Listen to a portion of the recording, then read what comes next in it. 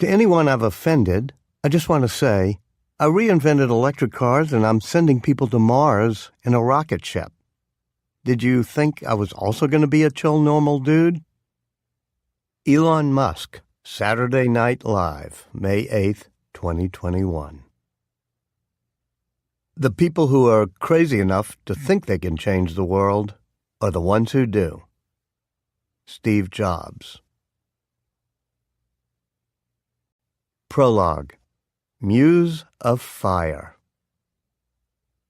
The playground. As a kid growing up in South Africa, Elon Musk knew pain and learned how to survive it. When he was 12, he was taken by bus to a wilderness survival camp known as a Veldschool. It was a paramilitary Lord of the Flies, he recalls. The kids were each given small rations of food and water, and they were allowed, even encouraged, to fight over them.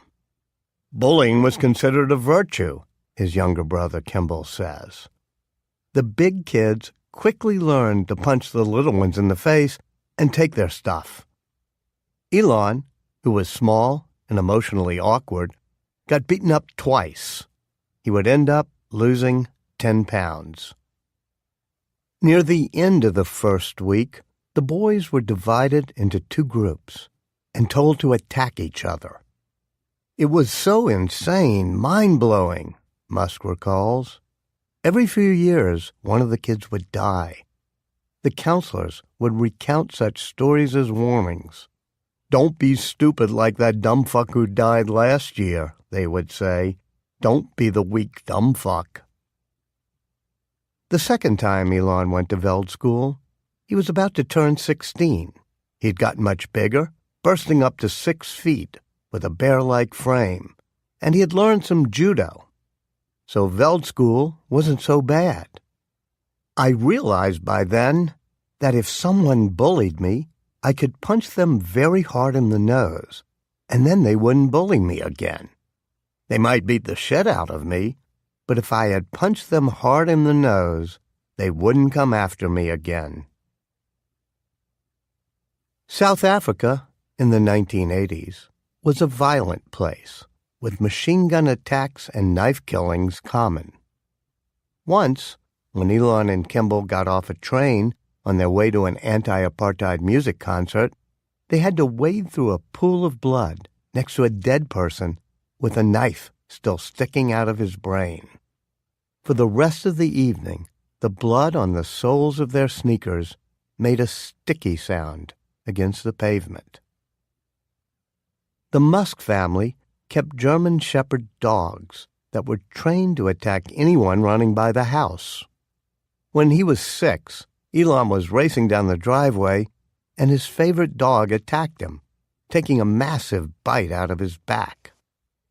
In the emergency room, when they were preparing to stitch him up, he resisted being treated until he was promised that the dog would not be punished. "You're not going to kill him, are you?" Elon asked.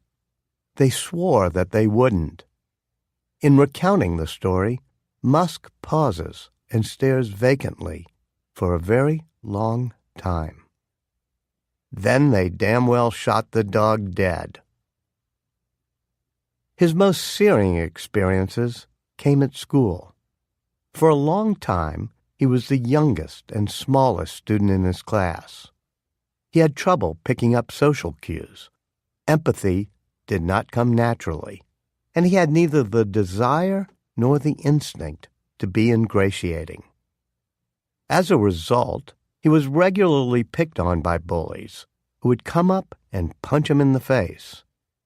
If you have never been punched in the nose, you have no idea how it affects you the rest of your life, he says. At assembly one morning, a student who was horsing around with a gang of friends bumped into him. Elon pushed him back.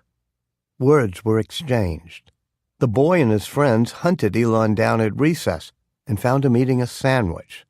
They came up from behind, kicked him in the head, and pushed him down a set of concrete steps. They sat on him and just kept beating the shit out of him and kicking him in the head, says Kimball, who had been sitting with him. When they got finished, I couldn't even recognize his face. It was such a swollen ball of flesh that you could barely see his eyes. He was then taken to the hospital and was out of school for a week. Decades later, he was still getting corrective surgery to try to fix the tissues inside his nose. But those scars were minor compared to the emotional ones inflicted by his father, Elon Musk, an engineer, rogue, and charismatic fantasist who to this day bedevils Elon. After the school fight, Errol sided with the kid who pummeled Elon's face. The boy had just lost his father to suicide, and Elon had called him stupid, Errol says. Elon had this tendency to call people stupid. How could I possibly blame that child? When Elon finally came home from the hospital, his father berated him. I had to stand for an hour as he yelled at me and called me an idiot and told me that I was just worthless, Elon recalls.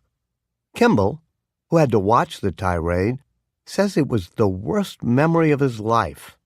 My father just lost it, went ballistic, as he often did. He had zero compassion. Both Elon and Kimball, who no longer speak to their father, say his claim that Elon provoked the attack is unhinged and that the perpetrator ended up being sent to juvenile prison for it. They say their father is a volatile fabulist, regularly spinning tales that are larded with fantasies, sometimes calculated and at other times delusional. He has a Jekyll and Hyde nature, they say. One minute he would be friendly. The next he would launch into an hour or more of unrelenting abuse. He would end every tirade by telling Elon how pathetic he was. Elon would just have to stand there, not allowed to leave. It was mental torture, Elon says, pausing for a long time and choking up slightly. He sure knew how to make anything terrible. When I call Errol, he talks to me for almost 3 hours, and then follows up regularly with calls and texts over the next 2 years. He is eager to describe and send me photos of the nice things he provided to his kids, at least during the periods when his engineering business was doing well. At one point, he drove a Rolls-Royce, built a wilderness lodge with his boys, and got raw emeralds from a mine owner in Zambia until that business collapsed. But he admits that he encouraged a physical and emotional toughness.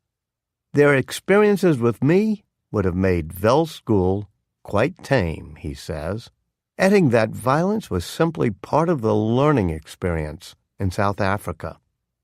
Two held you down while another pummeled your face with a log, and so on, he says. New boys were forced to fight the school thug on their first day at a new school. He proudly concedes that he exercised an extremely stern, streetwise autocracy with his boys. Then he makes a point of adding, Elon would later apply that same stern autocracy to himself and others. Adversity shaped me. Someone once said that every man is trying to live up to his father's expectations or make up for his father's mistakes, Barack Obama wrote in his memoirs, and I suppose that may explain my particular malady. In Elon Musk's case, his father's impact on his psyche would linger, despite many attempts to banish him, both physically and psychologically. Elon's moods would cycle through light and dark, intense and goofy, detached and emotional, with occasional plunges into what those around him dreaded as demon mode. Unlike his father, he would be caring with his kids. But in other ways, his behavior would hint at a danger that needed to be constantly battled. The specter that, as his mother put it, he might become his father. It's one of the most resonant tropes in mythology. To what extent does the epic quest of the Star Wars hero require exorcising the demons bequeathed by Darth Vader and wrestling with the dark side of the Force? With a childhood like his in South Africa, I think you have to shut yourself down emotionally in some ways, says his first wife, Justine, the mother of 5 of his surviving 10 children. If your father is always calling you a moron and idiot, maybe the only response is to turn off anything inside that would have opened up an emotional dimension that he didn't have tools to deal with. This emotional shut-off valve could make him callous, but it also made him a risk-seeking innovator. He learned to shut down fear, Justine says. If you turn off fear, then maybe you have to turn off other things, like joy or empathy. The PTSD from his childhood also instilled in him an aversion to contentment. I just don't think he knows how to savor success and smell the flowers, says Claire Boucher, the artist known as Grimes, who is the mother of 3 of his other children. I think he got conditioned in childhood that life is pain. Musk agrees. Adversity shaped me, he says. My pain threshold became very high. During a particularly hellish period of his life in 2008, after the first 3 launches of his SpaceX rockets exploded and Tesla was about to go bankrupt, he would wake up thrashing and recount to Tallulah Riley, who became his second wife, the horrendous things his father had once said. I'd heard him use those phrases himself, she says. It had a profound effect on how he operates. When he recalled these memories, he would zone out and seem to disappear behind his steel-colored eyes. I think he wasn't conscious of how that still affected him because he thought of it as something in his childhood, Riley says. But he's retained a childlike, almost stunted side. Inside the man, he's still there as a child standing in front of his dad. Out of this cauldron, Musk developed an aura that made him seem at times like an alien, as if his Mars mission were an aspiration to return home, and his desire to build humanoid robots were a quest for kinship. You'd not be totally shocked if he ripped off his shirt and you discovered that he had no navel and was not of this planet born. But his childhood also made him all too human, a tough yet vulnerable boy who decided to embark on epic quests. He developed a fervor that cloaked his goofiness, and a goofiness that cloaked his fervor.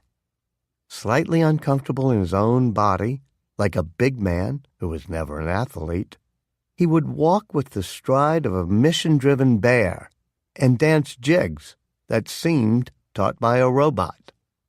With the conviction of a prophet, he would speak about the need to nurture the flame of human consciousness, fathom the universe, and save our planet. At first I thought this was mainly role-playing, the team-boosting pep talks and podcast fantasies of a man-child who had read The Hitchhiker's Guide to the Galaxy once too often. But the more I encountered it, the more I came to believe that his sense of mission was part of what drove him. While other entrepreneurs struggled to develop a worldview, he developed a cosmic view. His heritage and breeding, along with the hard wiring of his brain, made him at times callous and impulsive. It also led to an exceedingly high tolerance for risk. He could calculate it coldly and also embrace it feverishly. Elon wants risk for its own sake, says Peter Thiel, who became his partner in the early days of PayPal. He seems to enjoy it, indeed, at times be addicted to it. He became one of those people who feels most alive when a hurricane is coming. I was born for a storm, and a calm does not suit me, Andrew Jackson once said. Likewise with Musk. He developed a siege mentality that included an attraction, sometimes a craving, for storm and drama, both at work and in the romantic relationships he struggled and failed to maintain. He thrived on crises, deadlines, and wild surges of work. When he faced tortuous challenges, the strain would often keep him awake at night and make him vomit. But it also energized him. He's a drama magnet, says Kimball. That's his compulsion, the theme of his life. When I was reporting on Steve Jobs, his partner, Steve Wozniak, said that the big question to ask was, did he have to be so mean, so rough and cruel, so drama-addicted? When I turned the question back to Woz at the end of my reporting, he said that if he had run Apple, he would have been kinder. He would have treated everyone there like family and not summarily fired people. Then he paused and added, but if I had run Apple, we may never have made the Macintosh. And thus the question about Elon Musk. Could he have been more chill and still be the one launching us toward Mars and an electric vehicle future? At the beginning of 2022, after a year marked by SpaceX making 31 successful rocket launches, Tesla selling close to 1 million cars, and him becoming the richest man on Earth, Musk spoke ruefully about his compulsion to stir up dramas. I need to shift my mindset away from being in crisis mode, he told me, which it has been in for about 14 years now, or arguably most of my life. It was a wistful comment, not a New Year's resolution. Even as he made the pledge, he was secretly buying up shares of Twitter, the world's ultimate playground. That April, he snuck away to the Hawaiian house of his mentor Larry Ellison, founder of Oracle, accompanied by the actress Natasha Bassett, an occasional girlfriend. He had been offered a board seat at Twitter, but over the weekend he concluded that wasn't enough. It was in his nature to want total control. So he decided he would make a hostile bid to buy the company outright. Then he flew to Vancouver to meet Grimes. There he stayed up with her until 5 a.m., playing a new war and empire-building game, Elden Ring. Right after he finished, he pulled the trigger on his plan and went on Twitter. I made an offer, he announced. Over the years, whenever he was in a dark place or felt threatened, it took him back to the horrors of being bullied on the playground. Now he had the chance to own the playground. Chapter 1. Adventurers. Joshua and Winifred Haldeman. Elon Musk's attraction to risk was a family trait. In that regard, he took after his maternal grandfather, Joshua Haldeman, a daredevil adventurer with strongly held opinions who was raised on a farm on the barren plains of central Canada. He studied chiropractic techniques in Iowa, then returned to his hometown near Moose Jaw, where he broke in horses and gave chiropractic adjustments in exchange for food and lodging. He was eventually able to buy his own farm, but he lost it during the Depression of the 1930s. For the next few years, he worked as a cowboy, rodeo performer, and construction hand. His one constant was a love for adventure. He married and divorced, traveled as a hobo on freight trains, and was a stowaway on an ocean-going ship. The loss of his farm instilled in him a populism, and he became active in a movement known as the Social Credit Party, which advocated giving citizens free credit notes they could use like currency. The movement had a conservative fundamentalist streak tinged with anti-Semitism. Its first leader in Canada decried a perversion of cultural ideals because a disproportionate number of Jews occupy positions of control. Haldeman rose to become chair of the party's national council. He also enlisted in a movement called technocracy, which believed that government should be run by technocrats rather than politicians. It was temporarily outlawed in Canada because of its opposition to the country's entry into World War II. Haldeman defied the ban by taking out a newspaper ad supporting the movement. At one point, he wanted to learn ballroom dancing, which is how he met Winifred Fletcher, whose adventurous streak was equal to his. As a 16-year-old, she got a job at the Moose Jaw Times-Herald, but she dreamed of being a dancer and actress. So she lit out by train to Chicago and then New York City. Upon her return, she opened a dance school in Moose Jaw, which is where Haldeman showed up for lessons. When he asked her to dinner, she replied, "I don't date my clients." So he quit the class and asked her out again. A few months later, he asked, "When will you marry me?" She responded, "Tomorrow." They had 4 children, including twin girls, May and Kay, born in 1948. One day on a trip, he spotted a for sale sign on a single-engine Luscombe airplane sitting in a farmer's field. He had no cash, but he convinced the farmer to take his car in exchange. It was rather impetuous, since Haldeman did not know how to fly. He hired someone to fly him home and teach him how to pilot the plane. The family came to be known as the Flying Haldemans, and he was described by a chiropractic trade journal as perhaps the most remarkable figure in the history of flying chiropractors, a rather narrow, albeit accurate, accolade. They bought a larger single-engine plane, a Belanca, when May and Kay were 3 months old, and the toddlers became known as the Flying Twins. With his quirky, conservative populist views, Haldeman came to believe that the Canadian government was usurping too much control over the lives of individuals, and that the country had gone soft. So in 1950, he decided to move to South Africa, which was still ruled by a white apartheid regime. They took apart the Belanca, crated it, and boarded a freighter for Cape Town.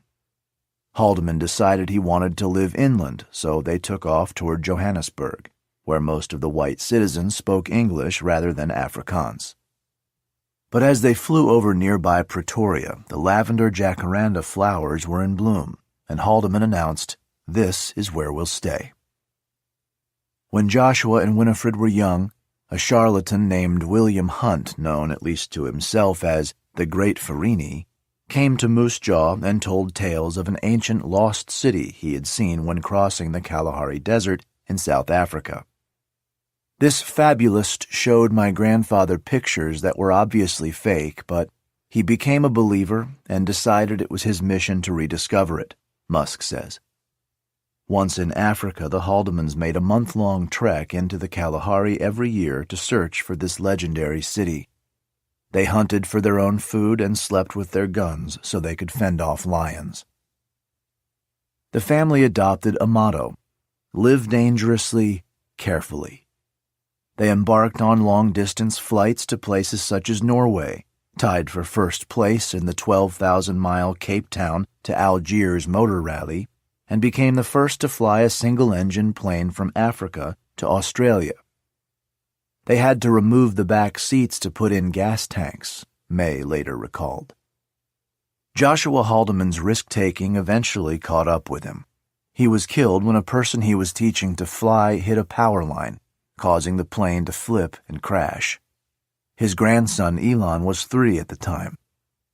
He knew that real adventures involve risk, he says. Risk energized him. Haldeman imprinted that spirit onto one of his twin girls, Elon's mother, May. "I know that I can take a risk as long as I'm prepared," she says. As a young student, she did well in science and math. She was also strikingly good-looking.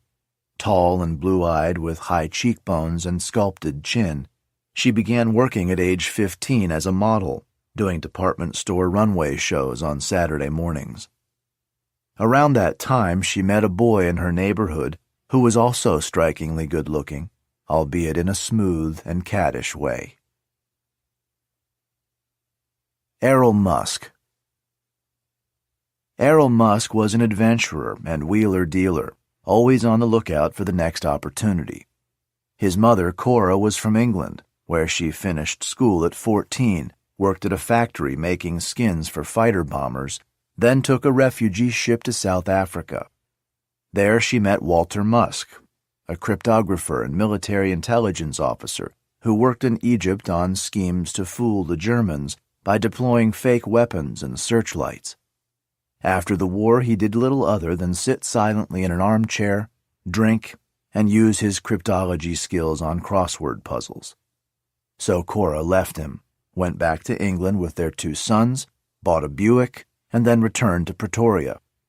"She was the strongest person I ever met," Errol says. Errol earned a degree in engineering and worked on building hotels, shopping centers, and factories. On the side, he liked restoring old cars and planes. He also dabbled in politics, defeating an Afrikaner member of the pro-apartheid National Party to become one of the few English-speaking members of the Pretoria City Council. The Pretoria News for March 9, 1972, reported the election under the headline, "Reaction Against the Establishment." Like the Haldimans, he loved flying. He bought a twin-engine Cessna Golden Eagle, which he used to ferry television crews to a lodge he had built in the bush. On one trip in 1986, when he was looking to sell the plane, he landed at an airstrip in Zambia, where a Panamanian-Italian entrepreneur offered to buy it.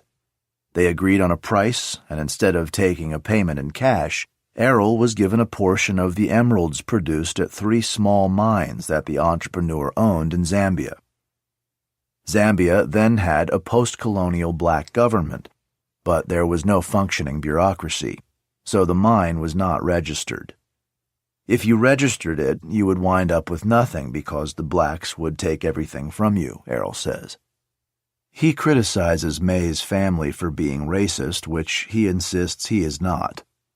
"I don't have anything against the blacks, but they are just different from what I am," he says in a rambling phone discourse. Errol, who never had an ownership stake in the mine, expanded his trade by importing raw emeralds and having them cut in Johannesburg. "Many people came to me with stolen parcels," he says. "On trips overseas, I would sell emeralds to jewelers. It was a cloak and dagger thing because none of it was legal." After producing profits of roughly $210,000, his emerald business collapsed in the 1980s when the Russians created an artificial emerald in the lab. He lost all of his emerald earnings. Their marriage. Errol Musk and May Haldeman began dating when they were young teenagers. From the start, their relationship was filled with drama.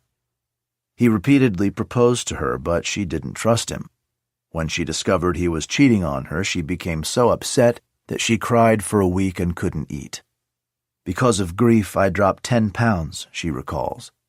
It helped her win a local beauty contest. She got $150 in cash, plus 10 tickets to a bowling alley, and became a finalist in the Miss South Africa contest. When May graduated from college, she moved to Cape Town to give talks about nutrition. Errol came to visit, brought an engagement ring, and proposed. He promised he would change his ways and be faithful once they were married. May had just broken off a relationship with another unfaithful boyfriend, gained a lot of weight, and begun to fear that she would never get married, so she agreed. The night of the wedding, Errol and May took an inexpensive flight to Europe for their honeymoon. In France, he bought copies of Playboy, which was banned in South Africa, and lay on the small hotel bed looking at them, much to May's annoyance. Their fights turned bitter. When they got back to Pretoria, she thought of trying to get out of the marriage, but she soon became nauseated from morning sickness. She had become pregnant on the second night of their honeymoon in the town of Nice. It was clear that marrying him had been a mistake, she recalls, but now it was impossible to undo. Chapter 2. A Mind of His Own. Pretoria, the 1970s. Lonely and determined. At 7:30 on the morning of June 28, 1971, May Musk gave birth to an 8-pound, 8-ounce boy with a very large head. At first, she and Errol were going to name him Nice, after the town in France, spelled Nice, where he was conceived. History may have been different, or at least amused, if the boy had to go through life with the name Nice Musk. Instead, in the hope of making the Haldemans happy, Errol agreed that the boy would have names from that side of the family: Elon, after May's grandfather, J. Elon Haldeman, and Reeve, the maiden name of May's maternal grandmother. Errol liked the name Elon because it was biblical, and he later claimed that he had been prescient. As a child, he says, he heard about a science fiction book by the rocket scientist Wernher von Braun called Project Mars, which describes a colony on the planet run by an executive known as the Elon. Elon cried a lot, ate a lot, and slept little.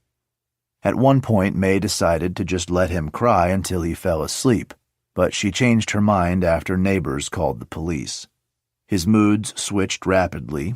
When he wasn't crying, his mother says, he was really sweet. Over the next 2 years, May had 2 more children, Kimball and Tosca. She didn't coddle them. They were allowed to roam freely. There was no nanny, just a housekeeper who paid little attention when Elon began experimenting with rockets and explosives. He says he's surprised he made it through childhood with all of his fingers intact. When he was 3, his mother decided that because he was so intellectually curious, he should be in nursery school. The principal tried to dissuade her, pointing out that being younger than anyone else in the class would present social challenges. They should wait another year. I can't do that, May said. He needs someone besides me to talk to. I really have this genius child. She prevailed. It was a mistake. Elon had no friends, and by the time he was in 2nd grade, he was tuning out. The teacher would come up to me and yell at me, but I would not really see or hear her, he says. His parents got called in to see the principal, who told them, "We have reason to believe that Elon is retarded." He spent most of his time in a trance, not listening, one of his teachers explained. He looks out of the window all the time, and when I tell him to pay attention, he says, "The leaves are turning brown now." Errol replied that Elon was right. The leaves were turning brown. The impasse was broken when his parents agreed that Elon's hearing should be tested, as if that might be the problem. They decided it was an ear problem, so they took my adenoids out, he said.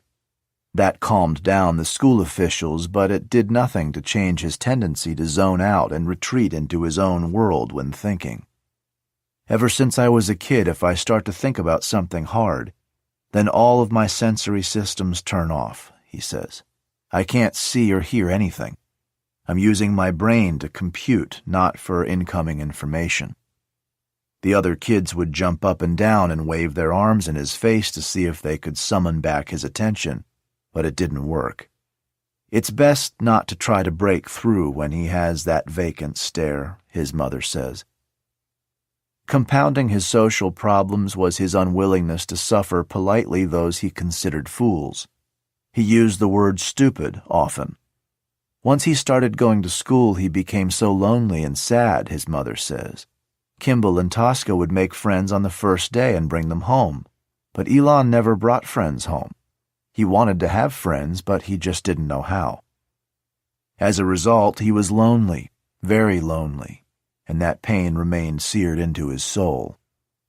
When I was a child, there's one thing I said, he recalled in an interview with Rolling Stone during a tumultuous period in his love life in 2017. I never want to be alone. That's what I would say. I don't want to be alone. One day when he was 5, one of his cousins was having a birthday party, but Elon was punished for getting into a fight and told to stay home. He was a very determined kid, and he decided to walk on his own to his cousin's house. The problem was that it was on the other side of Pretoria, a walk of almost 2 hours. Plus, he was too young to read the road signs. I kind of knew what the route looked like because I had seen it from a car, and I was determined to get there, so I just started walking, he says. He managed to arrive just as the party was ending. When his mother saw him coming down the road, she freaked out. Fearing he would be punished again, he climbed a maple tree and refused to come down.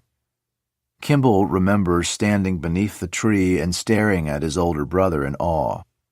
He has this fierce determination that blows your mind and was sometimes frightening, and still is. When he was 8, he focused his determination on getting a motorcycle. Yes, at age 8. He would stand next to his father's chair and make his case over and over. When his father picked up a newspaper and ordered him to be quiet, Elon would continue to stand there.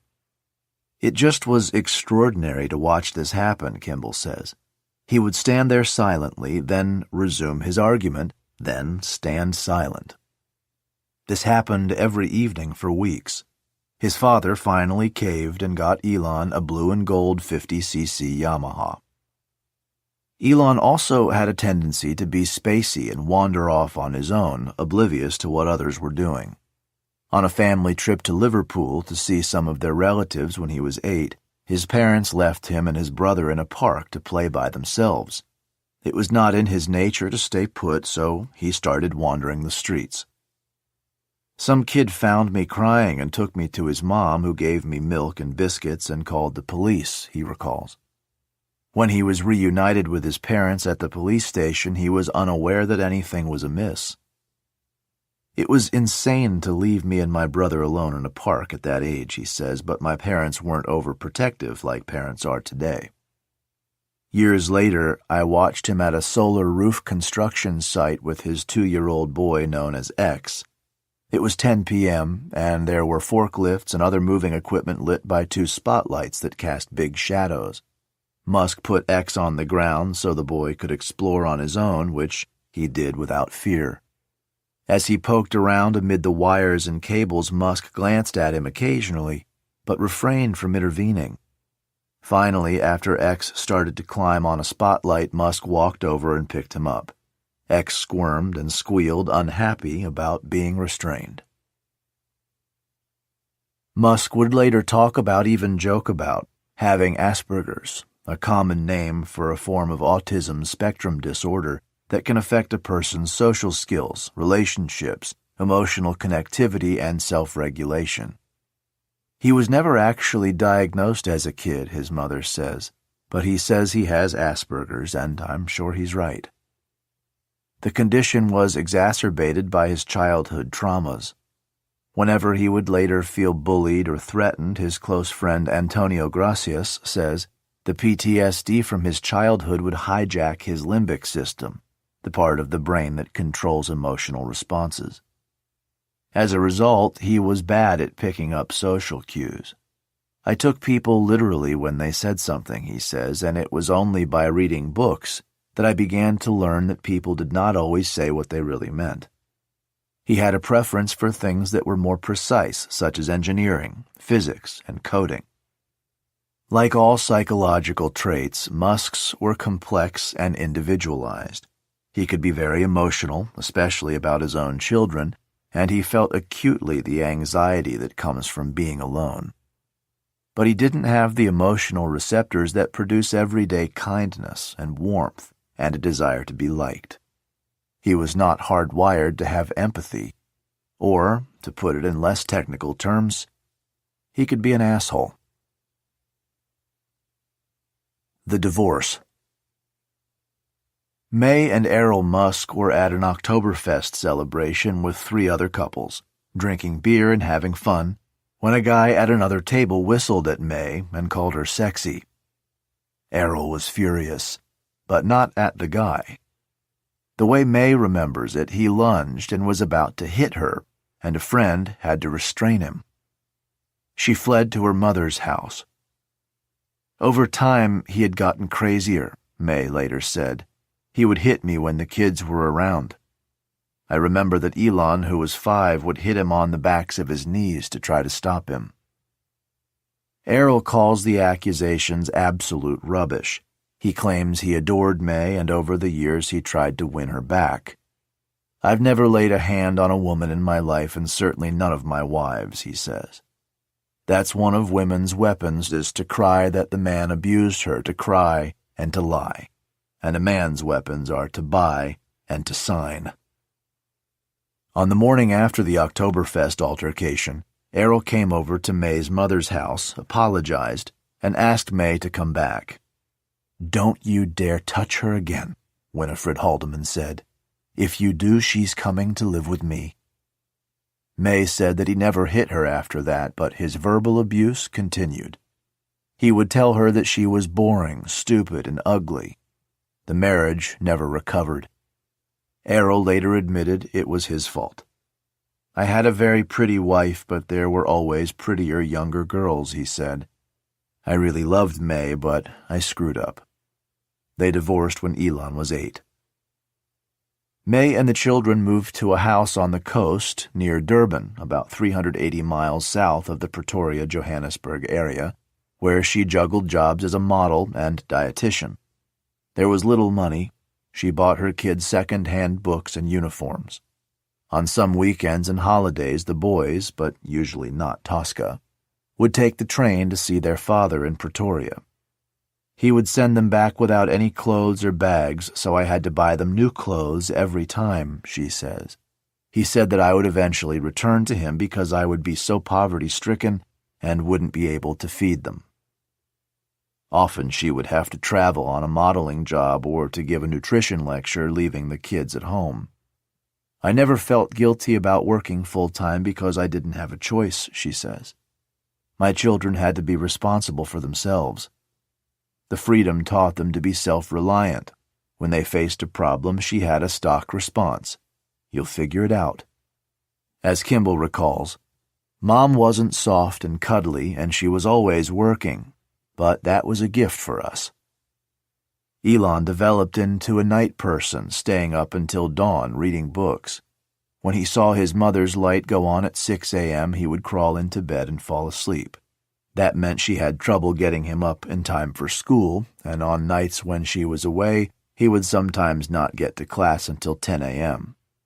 After getting calls from the school, Errol launched a custody battle and had subpoenas issued for Elon's teachers, May's modeling agent, and their neighbors. Right before going to trial, Errol dropped the case. Every few years, he would initiate another court action and then drop it. When Tosca recounts these tales, she begins to cry. "I remember Mom just sitting there sobbing on the couch. I didn't know what to do. All I could do was to hold her." May and Errol were each drawn to dramatic intensity rather than domestic bliss, a trait they would pass on. After her divorce, May began dating another abusive man. The children hated him and would occasionally put tiny firecrackers in his cigarettes that would explode when he lit up. Soon after the man proposed marriage, he got another woman pregnant. "She had been a friend of mine," May says. "We had modeled together." Chapter 3.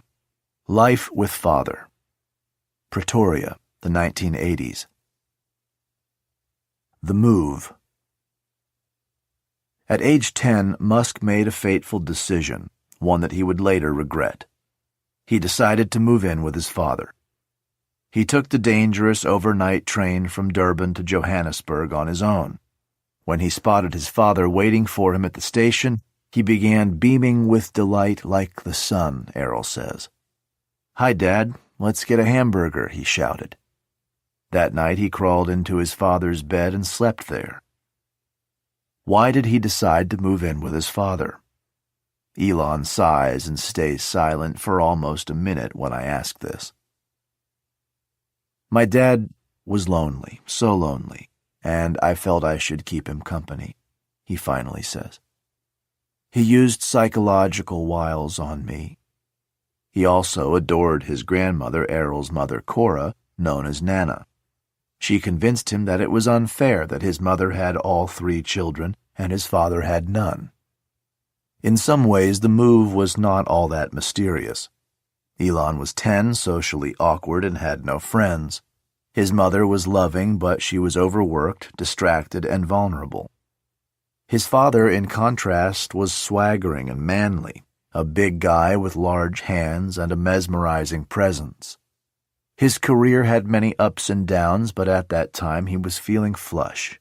He owned a gold-colored convertible Rolls-Royce Corniche, and, more importantly, 2 sets of encyclopedias, lots of books, and a variety of engineering tools.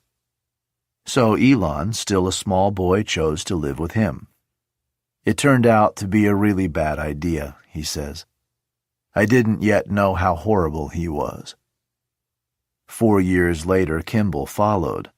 I didn't want to leave my brother alone with him, Kimball says. My dad guilted my brother into going to live with him, and then he guilted me. Why did he choose to go live with someone who inflicted pain? Mae Musk asked 40 years later. Why didn't he prefer a happy home? Then she paused for a moment. Maybe that's just who he is. After the boys moved in, they helped Errol build a lodge that he could rent to tourists in the Timbavati Game Reserve, a pristine stretch of bush about 300 miles east of Pretoria. During construction, they slept around a fire at night, with Browning rifles to protect them against lions. The bricks were made of river sand and the roof was grass. As an engineer, Errol liked studying the properties of various materials, and he made the floors out of mica because it was a good thermal insulator. Elephants, in search of water, often uprooted the pipes, and monkeys regularly broke into the pavilions and pooped, so there was a lot of work for the boys to do. Elon often accompanied visitors on hunts. Although he had only a .22 caliber rifle, it had a good scope and he became an expert shot. He even won a local skeet shooting contest, though he was too young to accept the prize of a case of whiskey. When Elon was 9, his father took him, Kimball, and Tosca on a trip to America, where they drove from New York through the Midwest and then down to Florida.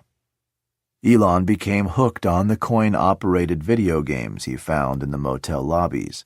It was by far the most exciting thing, he said. We didn't have that yet in South Africa.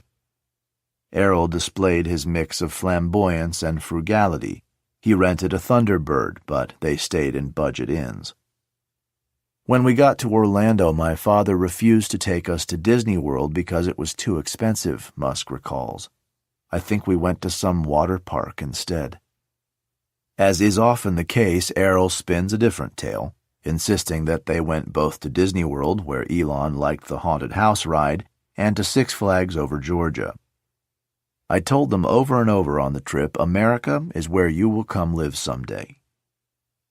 2 years later, he took the 3 children to Hong Kong. My father had some combination of legitimate business and hucksterism, Musk recalls. He left us in the hotel, which was pretty grungy, and just gave us $50 or something, and we didn't see him for 2 days. They watched samurai movies and cartoons on the hotel TV. Leaving Tosca behind, Elon and Kimball wandered the streets, going into electronics stores where they could play video games for free.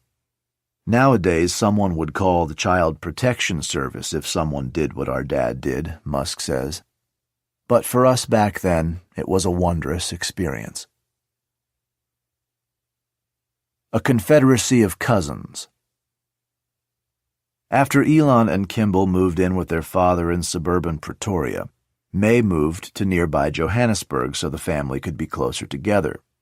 On Friday, she would drive to Errol's house to pick up the boys. They would then go to see their grandmother, the indomitable Winifred Haldeman, who cooked a chicken stew the kids hated so much that Mae would take them out for pizza afterward. Elon and Kimball usually spent the night at the house next door to their grandmother's, where Mae's sister, Kay Rive, and her 3 boys lived. The five cousins, Elon and Kimball Musk and Peter, Lyndon, and Russ Rive, became an adventurous and occasionally contentious herd of bucks. May was more indulgent and less protective than her sister, so they would conspire with her when plotting an adventure. If we wanted to disappear for the day to do something like go to a concert in Johannesburg, she would say to her sister, "I'm going to take them to church camp this evening," says Kimball. Then she would drop us off and we would go do our mischief. Those trips could be dangerous. I remember once when the train stopped, there was an immense fight, and we watched a guy get stabbed through the head, says Peter Rive. We were hiding inside the car, then the doors closed, and we were moving on. Sometimes a gang would board the train to hunt down rivals, rampaging through the cars, shooting machine guns. Some of the concerts were anti-apartheid protests, such as one in 1985 in Johannesburg that drew 100,000 people.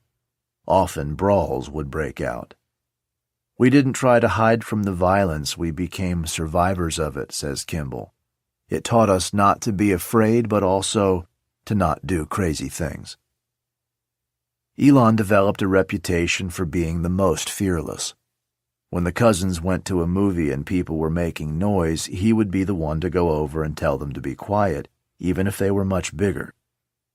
It's a big theme for him to never have his decisions guided by fear, Peter recalls. That was definitely present even when he was a child. He was also the most competitive of the cousins.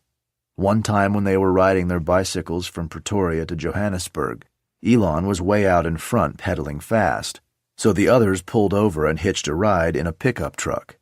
When Elon rejoined them, he was so angry that he started hitting them. It was a race, he said, and they had cheated. Such fights were common. Often they would happen in public, the boys oblivious to their surroundings. One of the many that Elon and Kimball had was at a country fair. They were wrestling and punching each other in the dust, Peter recalls. People were freaking out, and I had to say to the crowd, "This is not a big deal, these guys are brothers." Although the fights were usually over small things, they could get vicious. The way to win was to be the first person to punch or kick the other guy in the balls, Kimball says. That would end the fight because you can't continue if you get crunched in the balls. The student. Musk was a good student, but not a superstar. When he was 9 and 10, he got A's in English and math. He is quick to grasp new mathematical concepts, his teacher noted. But there was a constant refrain in the report card comments. He works extremely slowly, either because he dreams or is doing what he should not. He seldom finishes anything. Next year he must concentrate on his work and not daydream during class. His compositions show a lively imagination, but he doesn't always finish in time. His average grade before he got to high school was 83 out of 100. After he was bullied and beaten in his public high school, his father moved him to a private academy, Pretoria Boys High School. Based on the English model, it featured strict rules, caning, compulsory chapel, and uniforms. There he got excellent grades in all but 2 subjects, Afrikaans, he got a 61 out of 100 his final year, and religious instruction, not extending himself, the teacher noted. I wasn't really going to put a lot of effort into things I thought were meaningless, he says. I would rather be reading or playing video games. He got an A in the physics part of his senior certificate exams, but somewhat surprisingly, he got only a B in the math part. In his spare time, he liked to make small rockets and experiment with different mixtures, such as swimming pool chlorine and brake fluid, to see what would make the biggest bang. He also learned magic tricks and how to hypnotize people, once convincing Tosca that she was a dog and getting her to eat raw bacon. As they would later do in America, the cousins pursued various entrepreneurial ideas. One Easter, they made chocolate eggs, wrapped them in foil, and sold them door to door. Kimball came up with an ingenious scheme. Instead of selling them cheaper than the Easter eggs at the store, they made them more expensive. Some people would balk at the price, he says, but we told them, you're actually supporting future capitalists. Reading remained Musk's psychological retreat.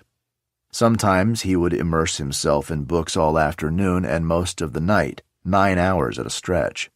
When the family went to someone's house, he would disappear into their host's library. When they went into town, he would wander off and later be found at a bookstore sitting on the floor in his own world. He was also deeply into comics. The single-minded passion of the superheroes impressed him. They're always trying to save the world, with their underpants on the outside or these skin-tight iron suits, which is really pretty strange when you think about it, he says. But they are trying to save the world. Musk read both sets of his father's encyclopedias and became, to his doting mother and sister, a genius boy. To other kids, however, he was an annoying nerd.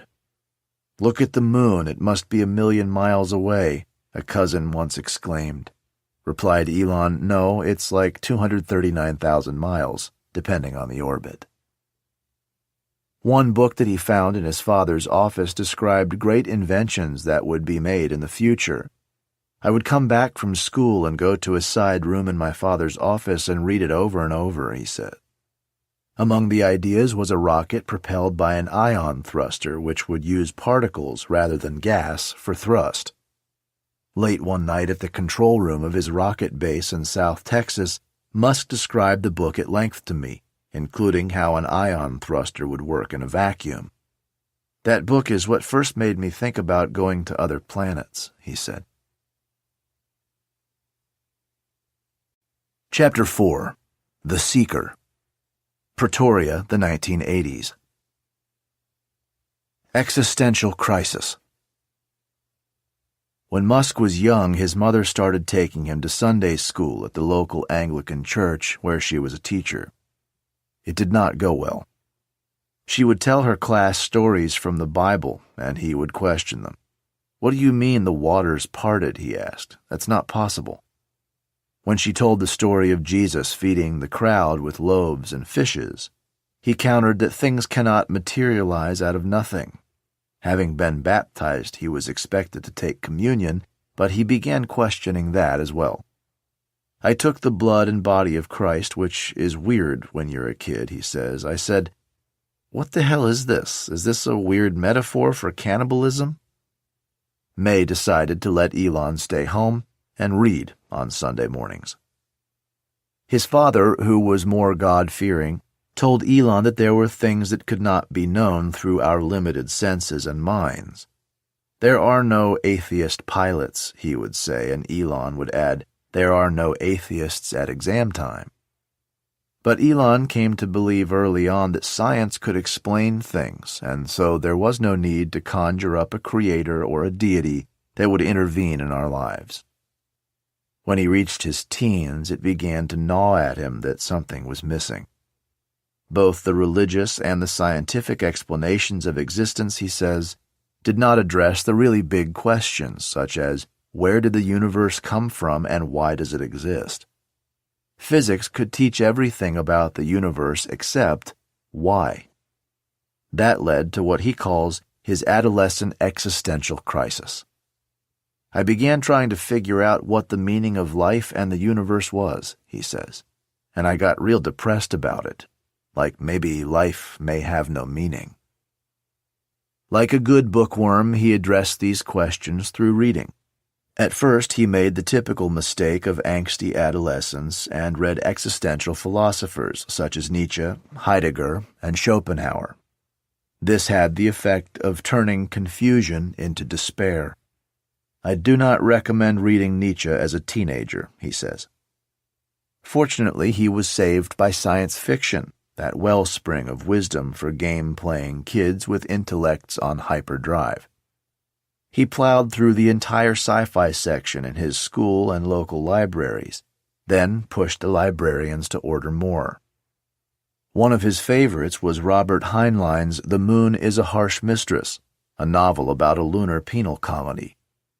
It is managed by a supercomputer nicknamed Mike that is able to acquire self-awareness and a sense of humor. The computer sacrifices its life during a rebellion at the penal colony.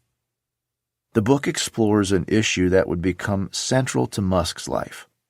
Will artificial intelligence develop in ways that benefit and protect humanity, or will machines develop intentions of their own and become a threat to humans? That topic is central to what became another of his favorites, Isaac Asimov's robot stories. The tales formulate laws of robotics that are designed to make sure robots do not get out of control. In the final scene of his 1985 novel Robots and Empire, Asimov expounds the most fundamental of these rules, dubbed the zeroth law. A robot may not harm humanity or, through inaction, allow humanity to come to harm. The heroes of the books develop a plan to send settlers to distant regions of the galaxy in order to preserve human consciousness in the face of an impending dark age.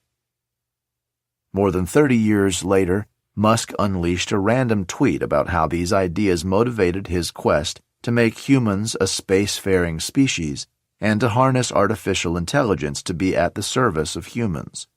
Foundation Series and Zeroth Law are fundamental to creation of SpaceX. The Hitchhiker's Guide.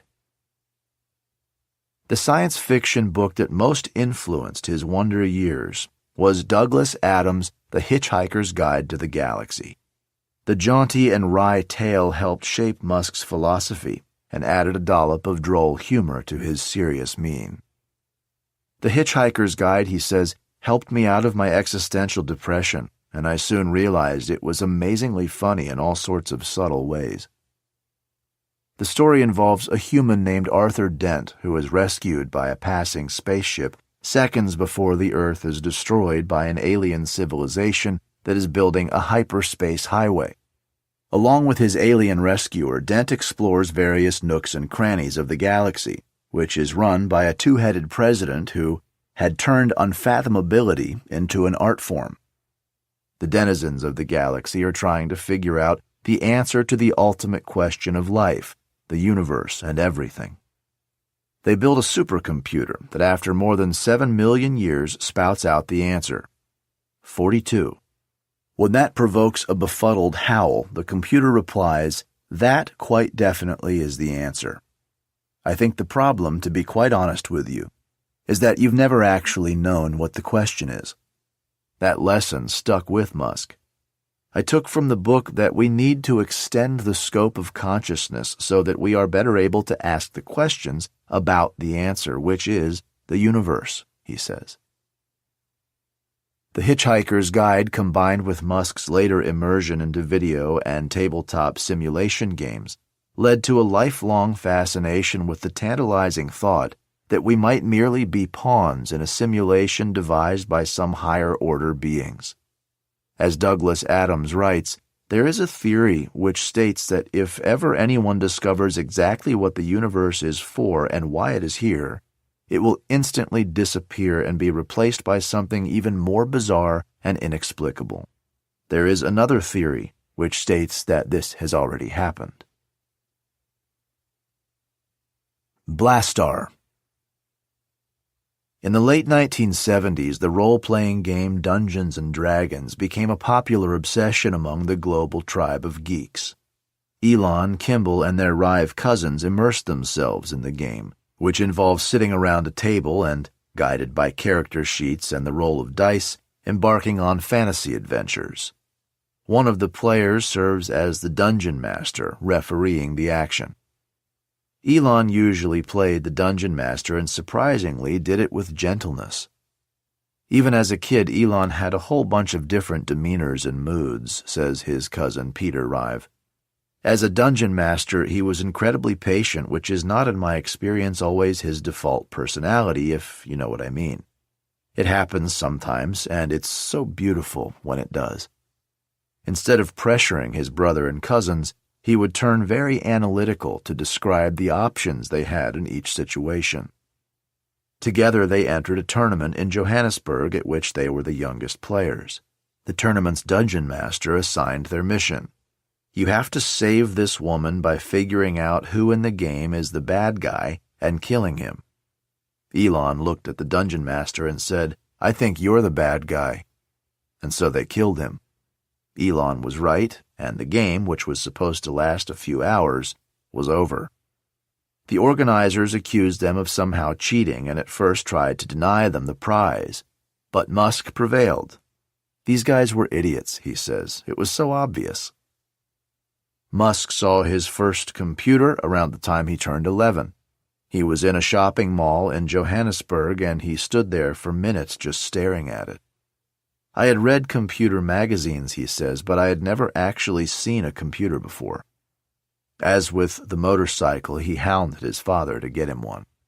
Errol was bizarrely averse to computers, claiming they were good only for time-wasting games, not engineering. So Elon saved his money from odd jobs and bought a Commodore VIC-20, one of the earliest personal computers. It could play games such as Galaxian and Alpha Blaster, in which a player attempts to protect Earth from alien invaders. The computer came with a course on how to program in BASIC that involved 60 hours of lessons. "I did it in 3 days, barely sleeping," he remembers. A few months later, he tore out an ad for a conference on personal computers at a university and told his father he wanted to attend. Again, his father balked. It was an expensive seminar, about $400, and not meant for children. Elon replied that it was essential and just stood next to his father staring. Over the next few days, Elon would pull the ad out of his pocket and renew his demand. Finally, his father was able to talk the university into giving a discounted price for Elon to stand in the back. When Errol came to pick him up at the end, he found Elon engaging with 3 of the professors. "This boy must get a new computer," one of them declared. After he aced a programming skills test at his school, he got an IBM PC XT and taught himself to program using Pascal and Turbo C++. At age 13, he was able to create a video game which he named Blastar, using 123 lines of BASIC and some simple assembly language to get the graphics to work. He submitted it to PC and Office Technology magazine, and it appeared in the December 1984 issue with a short introduction explaining, "In this game, you have to destroy an alien space freighter which is carrying deadly hydrogen bombs and status beam machines." Although it's unclear what a status beam machine is, the concept sounds cool. The magazine paid him $500, and he proceeded to sell it 2 other games, one like Donkey Kong and the other simulating roulette and blackjack. Thus began a lifelong addiction to video games. "If you're playing with Elon, you play pretty much non-stop until finally you have to eat," Peter Rive says. On one trip to Durban, Elon figured out how to hack the games in a mall. He was able to hotwire the system so that they could play for hours without using any coins. He then came up with a grander idea. The cousins could create a video game arcade of their own. "We knew exactly which games were the most popular, so it seemed like a sure thing," Elon says. He figured out how the cash flow could finance renting the machines. But when the boys tried to get the city permits, they were told they needed someone over 18 to sign the application. Kimball, who had filled out the 30 pages of forms, decided that they couldn't ask Errol. "He was just too hard of a human," Kimball says. "So we went to Russ and Pete's dad, and he flipped out. That basically shut the whole thing down." Chapter 5. Escape Velocity. Leaving South Africa, 1989. Jekyll and Hyde. At age 17, after 7 years of living with his father, Elon realized that he would have to escape. Life with him had become increasingly unnerving. There were times when Errol would be jovial and fun, but occasionally he would become dark, verbally abusive, and possessed by fantasies and conspiracies. His mood could change on a dime, Tosca says. Everything could be super, then within a second, he would be vicious and spewing abuse. It was almost as if he had a split personality. One minute he would be super friendly, Kimball says, and the next he would be screaming at you, lecturing you for hours, literally 2 or 3 hours, while he forced you to just stand there, calling you worthless, pathetic, making scarring and evil comments, not allowing you to leave. Elon's cousins became reluctant to visit. You never knew what you were in for, Peter Rive says. Sometimes Errol would be like, I just got us some new motorbikes, so let's jump on them. At other times, he would be angry and threatening and, oh fuck, make you clean the toilets with a toothbrush. When Peter tells me this, he pauses for a moment and then, a bit hesitantly, notes that Elon sometimes acts this way. When Elon's in a good mood, it's like the coolest, funnest thing in the world, and when he's in a bad mood, he goes really dark, and you're just walking on eggshells. One day, Peter came over to the house and found Errol sitting in his underwear at the kitchen table with a plastic roulette wheel. He was trying to see whether microwaves could affect it. He would spin the wheel, mark down the result, then spin it, and put it in a microwave oven and record the result. It was nuts, Peter says. Errol had become convinced that he could find a system for beating the game. He dragged Elon to the Pretoria casino many times, dressing him up so that he looked older than 16, and had him write down the numbers while Errol used a calculator hidden under a betting card. Elon went to the library and read a few books on roulette, and even wrote a roulette simulation program on his computer. He then tried to convince his father that none of his schemes would work. But Errol believed that he had found a deeper truth about probability, and as he later described it to me, an almost total solution to what is called randomness. When I asked him to explain it, he said, "There are no random events or chance. All events follow the Fibonacci sequence like the Mandelbrot set." I went on to discover the relationship between chance and the Fibonacci sequence. This is the subject for a scientific paper. If I share it, all activities relying on chance will be ruined. So I am in doubt as to doing that. I'm not quite sure what all that means. Neither is Elon. I don't know how he went from being great at engineering to believing in witchcraft, but he somehow made that evolution. Errol can be very forceful and occasionally convincing. He changes reality around him, Kimball says. He will literally make up things, but he actually believes his own false reality. Sometimes Errol would make sweeping assertions to his kids that were unconnected to facts, such as insisting that in the United States the president is considered divine and cannot be criticized. At other times he would weave fanciful tales that cast himself as either the hero or the victim. All would be asserted with such conviction that Elon and Kimball would find themselves questioning their own view of reality. Can you imagine growing up like that? Kimball asks. It was mental torture, and it infects you. You end up asking, what is reality? I found myself getting caught up in Errol's tangled web. In a series of calls and emails over the course of 2 years, he gave me varying accounts of his relationship with and his feelings for his kids, May, and his stepdaughter, with whom he would have 2 children. More on that later. Elon and Kimball have developed their own narrative about what I was like, and it doesn't accord with the facts, he claims. Their tales about him being psychologically abusive, he insists, are told to please their mother. But when I press him, he tells me to go with their version. I don't care if they choose a different narrative as long as they are happy. I have no desire for it to be my word versus theirs. Let them have the floor. When talking about his father, Elon will sometimes let loose a laugh, a somewhat harsh and bitter one.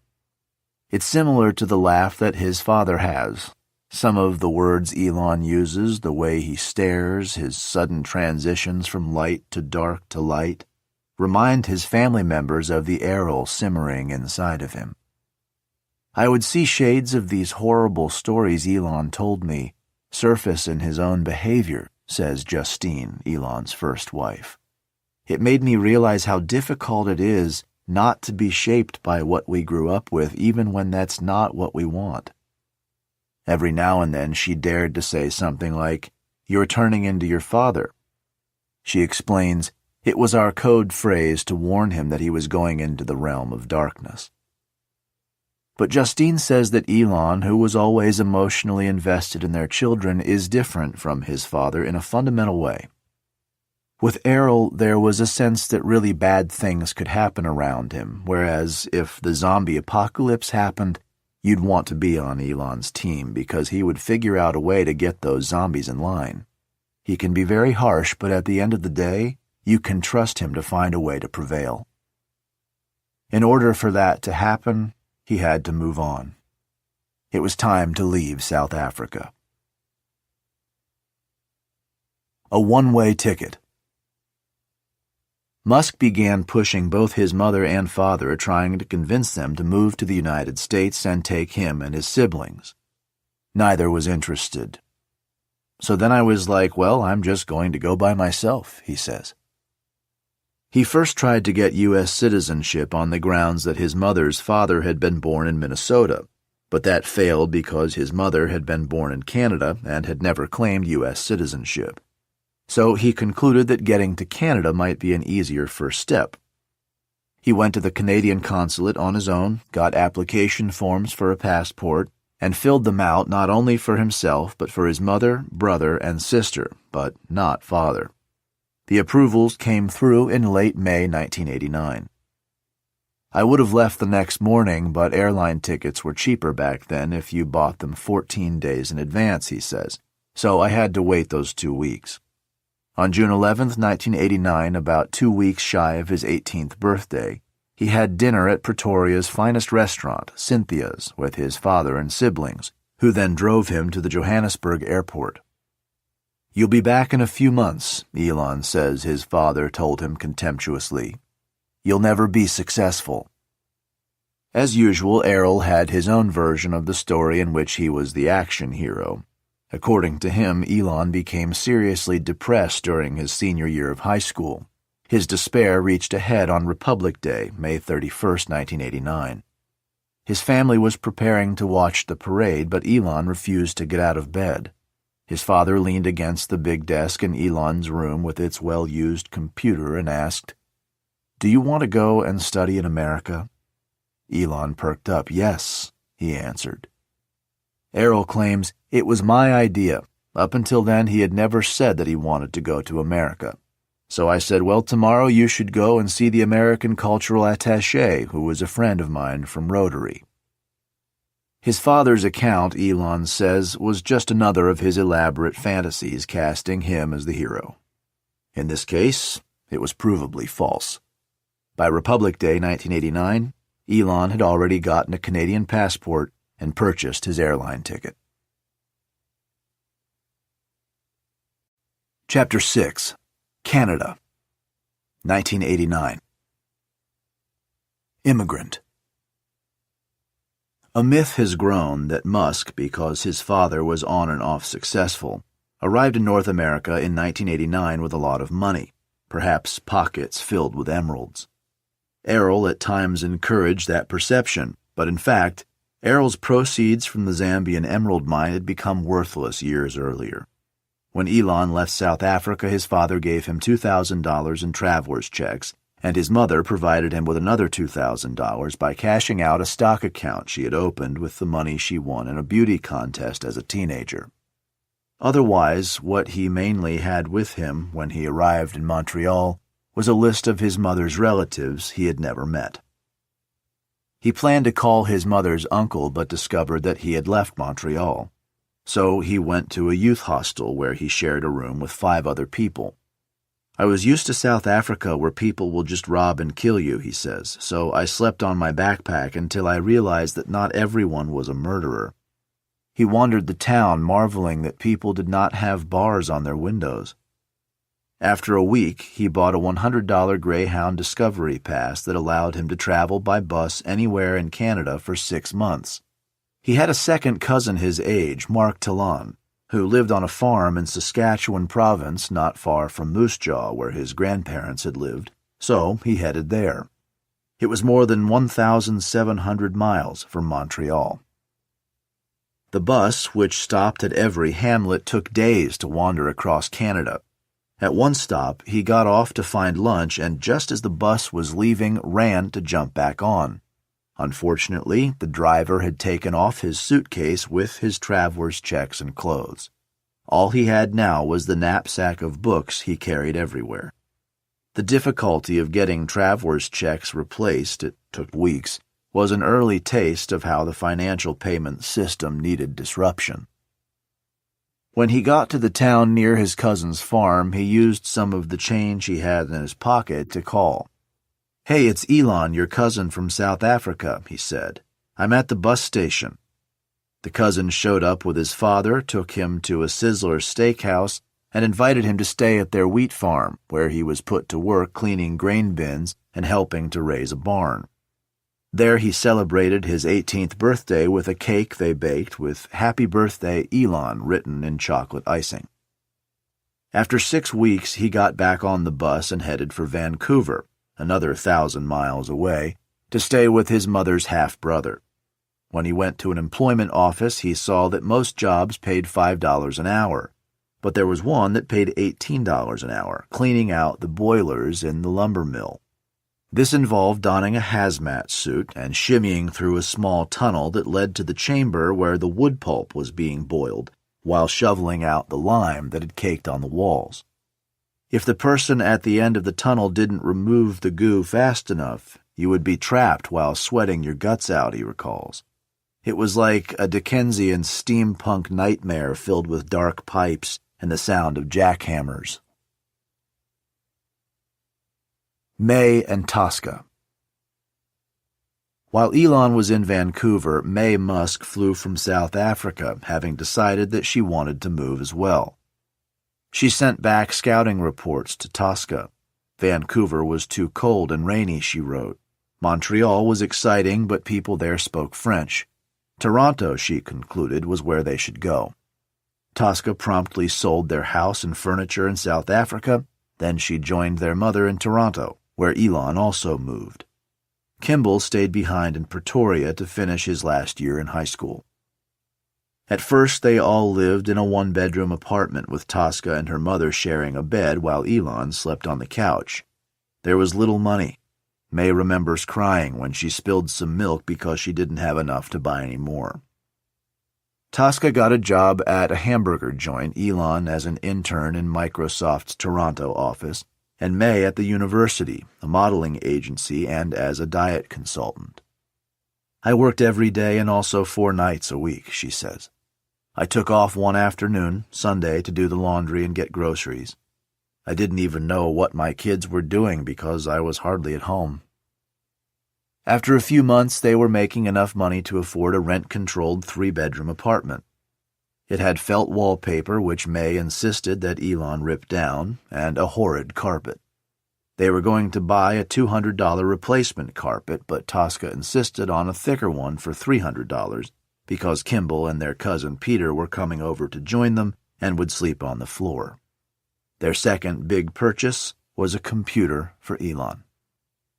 He had no friends or social life in Toronto, and he spent most of his time reading or working on the computer.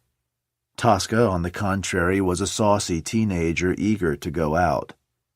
"I'm coming with you," Elon would declare, not wanting to be lonely. "No, you're not," she would reply. But when he insisted, she ordered, "You have to stay 10 feet away from me at all times." He did. He would walk behind her and her friends, carrying a book to read whenever they went into a club or party. Chapter 7. Queens. Kingston, Ontario, 1990 to 1991. Industrial relations. Musk's college admissions test scores were not especially notable. On his second round of the SAT tests, he got a 670 out of 800 on his verbal exam and a 730 on math. He narrowed his choices to 2 universities that were an easy drive from Toronto, Waterloo and Queen's. Waterloo was definitely better for engineering, but it didn't seem great from a social standpoint, he says. There were few girls there. He felt he knew computer science and engineering as well as any of the professors at both places, but he desperately desired a social life. I didn't want to spend my undergraduate time with a bunch of dudes. So in the fall of 1990, he enrolled at Queen's. He was placed on the international floor of one of the dorms where on the first day he met a student named Navaid Farouk, who became his first real and lasting friend outside of his family. Farouk's father was Pakistani and his mother Canadian, and he was raised in Nigeria and Switzerland where his parents worked for United Nations organizations. Like Elon, he had made no close friends in high school. At Queen's, he and Musk quickly bonded over their interests in computer and board games, obscure history, and science fiction. For me and Elon, Farouk says, it was probably the first place we were socially accepted and could be ourselves. During his first year, Musk got A's in business, economics, calculus, and computer programming, but he got B's in accounting, Spanish, and industrial relations. The following year, he took another course in industrial relations, which studies the dealings between workers and management. Again, he got a B. He later told the Queen's Alumni magazine that the most important thing he learned during his 2 years there was how to work collaboratively with smart people and make use of the Socratic method to achieve commonality of purpose, a skill, like those of industrial relations, that future colleagues would notice had been only partly honed. He was more interested in late-night philosophy discussions about the meaning of life. I was really hungry for that, he says, because until then I had no friends I could talk to about these things. But most of all, he became immersed with Farouk at his side in the world of board and computer games. Strategy games. What you're doing is not rational, Musk explained in his flat monotone. You're actually hurting yourself. He and Farouk were playing the strategy board game Diplomacy with friends in their dorm room, and one of the players was allying himself with another against Musk. If you do this, I will turn your allies against you and inflict pain on you. Musk tended to win, Farouk says, by being convincing in his negotiations and threats. Musk had enjoyed all types of video games as a teenager in South Africa, including first-person shooters and adventure quests, but at college he became more focused on the genre known as strategy games, ones that involve 2 or more players competing to build an empire using high-level strategy, resource management, supply chain logistics, and tactical thinking. Strategy games, first those played on a board and then those for computers, would become central to Musk's life. From the ancient art of war, which he played as a teen in South Africa, to his addiction to the Battle of Polytopia 3 decades later, he relished the complex planning and competitive management of resources that are required to prevail. Immersing himself in these games for hours became the way he relaxed, escaped stress, and honed his tactical skills and strategic thinking for business. While he was at Queen's, the first great computer-based strategy game was released, Civilization. In it, players compete to build a society from prehistory to the present by choosing what technologies to develop and production facilities to build. Musk moved his desk so that he could sit on his bed and Farouk on a chair to face off and play the game. We completely entered a zone for hours until we were exhausted, Farouk says. They moved on to Warcraft, Orcs, and Humans, where a key part of the strategy is to develop a sustainable supply of resources, such as metals from mines and wood from forests. After hours of playing, they would take a break for a meal, and Elon would describe the moment in the game when he knew he was going to win. I am wired for war, he told Farouk. One class at Queen's used a strategy game in which teams competed in a simulation of growing a business. The players could decide the prices of their products, the amount spent on advertising, what profits to plow back into research, and other variables. Musk figured out how to reverse engineer the logic that controlled the simulation, so he was able to win every time. Bank trainee. When Kimball moved to Canada and joined Elon as a student at Queen's, the brothers developed a routine. They would read the newspaper and pick out the person they found most interesting. Elon was not one of those eager beaver types who like to attract and charm mentors, so the more gregarious Kimball took the lead in cold calling the person. If we were able to get through on the phone, they usually would have lunch with us, he says. One they picked was Peter Nicholson, the executive in charge of strategic planning at the Bank of Nova Scotia. Nicholson was an engineer with a master's degree in physics and a PhD in math. When Kimball got through to him, he agreed to have lunch with the boys. Their mother took them shopping at Eaton's department store, where the purchase of a $99 suit got you a free shirt and tie. At lunch, they discussed philosophy and physics and the nature of the universe. Nicholson offered them summer jobs, inviting Elon to work directly with him on his 3-person strategic planning team. Nicholson, then 49, and Elon had fun together, solving math puzzles and weird equations. I was interested in the philosophical side of physics and how it related to reality, Nicholson says. I didn't have a lot of other people to talk to about these things. They also discussed what had become Musk's passion: space travel. When Elon went with Nicholson's daughter Christy to a party one evening, his first question was, "Do you ever think about electric cars?" As he later admitted, it was not the world's best come-on line. One topic Musk researched for Nicholson was Latin American debt. Banks had made billions in loans to countries such as Brazil and Mexico that could not be repaid, and in 1989 the U.S. Treasury Secretary, Nicholas Brady, packaged these debt obligations into tradable securities known as Brady bonds. Because these bonds were backed by the U.S. government, Musk believed that they would always be worth 50 cents on the dollar. However, some were selling as low as 20 cents. Musk figured that Scotiabank could make billions by buying the bonds at that cheap price, and he called the Goldman Sachs trading desk in New York to make sure they were available. "Yeah, how much you want?" the gruff trader on the phone responded. "Would it be possible to get $5 million?" Musk asked, putting on a deep and serious voice. When the trader said that would be no problem, Musk quickly hung up. "I was like, jackpot, no-lose proposition here," he says. "I ran to tell Peter about it and thought they would give me some money to do it, but the bank rejected the idea. The CEO said it already held too much Latin American debt." "Wow, this is just insane," Musk said to himself. "Is this how banks think?"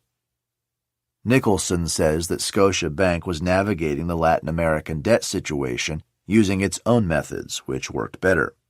He came away with an impression that the bank was a lot dumber than in fact it was, Nicholson says, but that was a good thing because it gave him a healthy disrespect for the financial industry and the audacity to eventually start what became PayPal.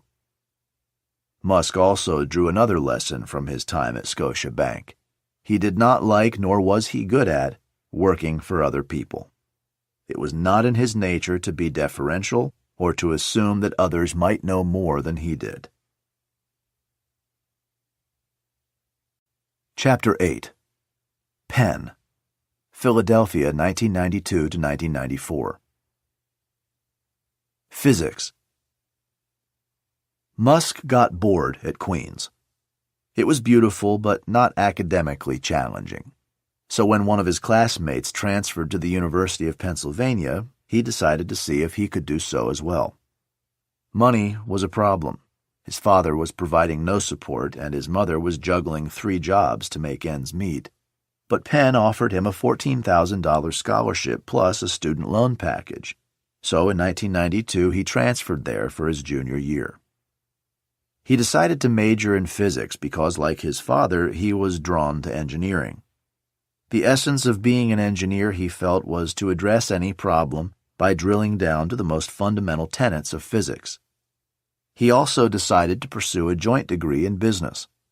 "I was concerned that if I didn't study business, I would be forced to work for someone who did," he says. "My goal was to engineer products by having a feel for the physics and never have to work for a boss with a business degree. Even though he was neither political nor gregarious, he ran for student assembly. One of his campaign pledges poked fun at those who sought student office in order to polish their resumes. The final promise of his campaign platform was, "If this position ever appears on my resume, to stand on my head and eat 50 copies of the offending document in a public place." Fortunately, he lost, which saved him from falling in with the student government types, a world for which he was temperamentally unsuited. Instead, he fit comfortably into a crowd of geeks who liked making clever jokes involving scientific forces, playing Dungeons & Dragons, binging on video games, and writing computer code. His closest friend in this crowd was Robin Wren, who had won a physics Olympiad in his native China before coming to Penn. "He was the only person better than me at physics," Musk says. They became partners in the physics lab where they performed experiments such as measuring the gravitational forces between metal balls hanging on delicate strands. They also studied how various materials change at extreme temperatures. At the end of one set of experiments, Musk took erasers from the ends of pencils, dropped them into a jar of super cold liquid, then smashed them on the floor. He developed an interest in knowing and being able to visualize the properties of materials and alloys at different temperatures. Wren recalls that Musk focused on the three areas that would shape his career. Whether he was calibrating the force of gravity or analyzing the properties of, he would discuss with Wren how the laws of physics applied to building rockets. He kept talking about making a rocket that could go to Mars, Wren recalls. Of course, I didn't pay much attention because I thought he was fantasizing. Musk also focused on electric cars. He and Wren would grab lunch from one of the food trucks and sit on the campus lawn, where Musk would read academic papers on batteries. California had just passed a requirement mandating that 10% of vehicles by 2003 had to be electric. "I want to go make that happen," Musk said. Musk also became convinced that solar power, which in 1994 was just taking off, was the best path towards sustainable energy. His senior paper was titled "The Importance of Being Solar." He was motivated not just by the dangers of climate change, but also by the fact that fossil fuel reserves would start to dwindle. "Society will soon have no option but to focus on renewable power sources," he wrote. His final page showed a power station of the future, involving a satellite with mirrors that would concentrate sunlight onto solar panels and send the resulting electricity back to Earth via a microwave beam. The professor gave him a grade of 98, saying it was a very interesting and well-written paper, except the last figure that comes out of the blue. Party animal. Throughout his life, Musk had three ways of escaping the emotional drama that he tended to generate.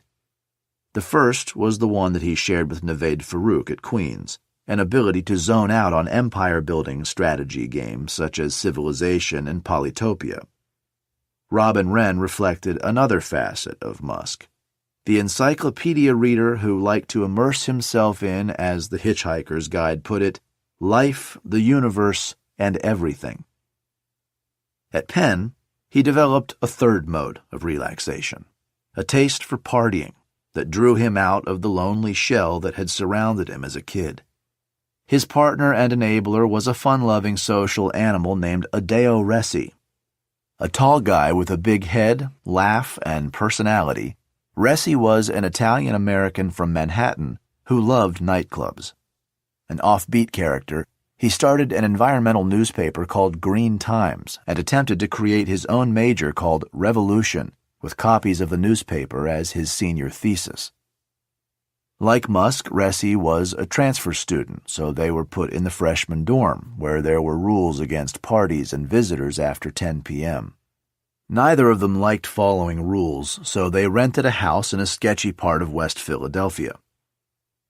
Ressi, who had been a denizen of New York clubs, came up with a scheme to throw big monthly parties. They covered the windows and decorated the house with black lights and phosphorescent posters. At one point, Musk discovered that his desk had been painted in lacquered glow-in-the-dark colors and nailed to the wall by Resi, who called it an art installation. Musk took it down and declared that no, it was a desk. At a junkyard, they found a metal sculpture of a horse's head and put a red light inside, so beams darted out of its eyes. There was a band on one floor, a DJ on another, tables with beer and Jell-O shots, and someone at the door to collect the $5 entrance fee. On some nights, they would draw 500 people, which would easily pay the rent for a month. When May visited, she was appalled. "I filled 8 garbage bags and swept the place, and I thought they would be grateful," she says, but they didn't even notice. At their party that night, they stationed her in Elon's bedroom near the front door to check coats and guard the money. She kept a pair of scissors in her hand, which she thought she could use on anyone who tried to steal the cash box, and she moved Elon's mattress next to one of the exterior walls. The house was shaking and bouncing so much from the music that I thought a ceiling might collapse, so I figured if I was at the edge, I'd be safer. Although Elon loved the vibe of the parties, he never got fully immersed in them. "I was stone cold sober at the time," he says. Adeo would get wasted. I'd be banging on his door and say, like, "Dude, you've got to come up and manage the party." I ended up being the one who had to keep an eye on things. Resi later marveled that Musk usually seemed a bit detached. He enjoyed being around a party, but not fully in it. The only thing he binged on was video games.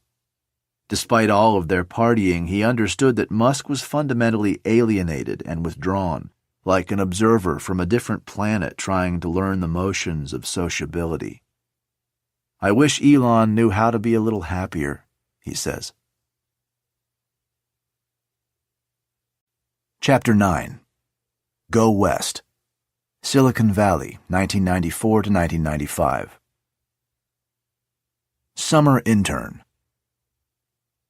At Ivy League schools in the 1990s, ambitious students were tugged either east toward the gilded realms of Wall Street banking or west toward the tech utopianism and entrepreneurial zeal of Silicon Valley.